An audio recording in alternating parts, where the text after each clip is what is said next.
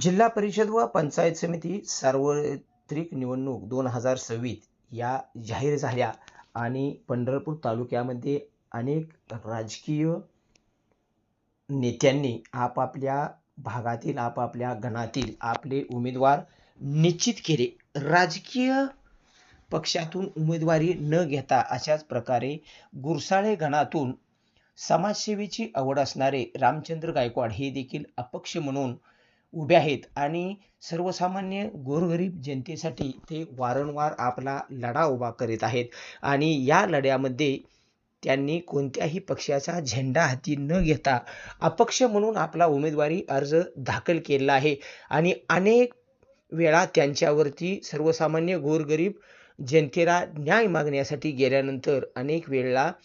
त्यांच्यावरती गुन्हे देखील दाखल झालेले आहेत. अशा परिस्थितीत ते कोणत्याही राजकीय पक्षाला दबावाला न बळी पडता त्यांनी आपला उमेदवारी अर्ज मात्र गुरसाळे गणातून अपक्ष